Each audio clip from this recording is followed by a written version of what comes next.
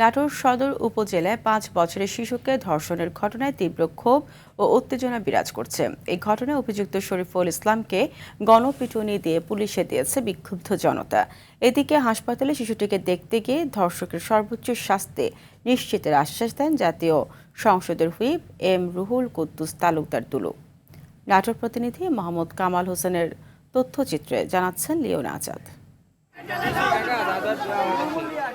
বুধবার বিকেলে নানির সঙ্গে মাঠে ঘাস কাটতে গিয়েছিল শিশুটি। এক পর্যায়ে তাকে একা পেয়ে নির্জন স্থানে নিয়ে পাশবিক নির্যাতন করে ৪৫ বছর বয়সী ফুচকা বিক্রেতা শরীফুল ইসলাম। বাড়ি ফেরার পর অতিরিক্ত রক্তক্ষরণ দেখতে পেয়ে শিশুটিকে আশঙ্কাজনক অবস্থায় হাসপাতালে ভর্তি করে পরিবারের সদস্যরা। এদিকে ঘটনা জানাজানি হলে গতকাল বিকেলেই বিক্ষুব্ধ এলাকাবাসী অভিযুক্ত শরীফুলের বাড়ি ঘেরাও করে তাকে গণপিটুনি দেয়। পরে সদর থানা পুলিশে সুপর্দ করে। সে পালাচ্ছিল, আমরা এলাকার যারা আছি তারা ওনাকে ধরি, পরে আইনের কাছে আমরা তুলে দিই। আমার নাতিন আমার মেয়ের কাছে সাক্ষ্য দিয়েছে যে মাম্মা আমাকে এভাবে নিয়ে যায়, এই কাজটা করেছে। ৬ মাস আগে স্বামী চলে যাওয়ার পর একটি বেসরকারি ক্লিনিকে আয়ার কাজ করে অভাবের সংসারে মেয়েকে বড় করছিলেন মা।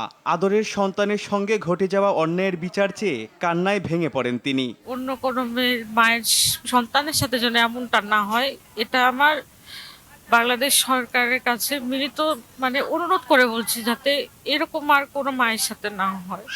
আমি সর্বোচ্চ শাস্তি চাই। খবর পেয়ে দুপুরে হাসপাতালে ছুটে যান জাতীয় সংসদের হুইপ এম রুহুল কুদ্দুস তালুকদার দুলু। তিনি শিশুটির চিকিৎসার খোঁজখবর নেন এবং তার মায়ের পাশে দাঁড়িয়ে আইনি সহায়তার আশ্বাস দেন। এই ঘটনার সঙ্গে যারা জড়িত, যত শক্তিশালী হোক না কেন, ক্রিমিনাল ইজ ক্রিমিনাল, ক্রিমিনালের সাথে কোনো আপোষ নাই। চার্জশিট বা আইনগত যে সমস্ত বিষয়গুলো আছে, আমরা অতি দ্রুত এই সর্বোচ্চ শাস্তি কার্যকর করার জন্য আমরা সর্বোত্তকভাবে চেষ্টা করব। লিওন আজাদ, RTV।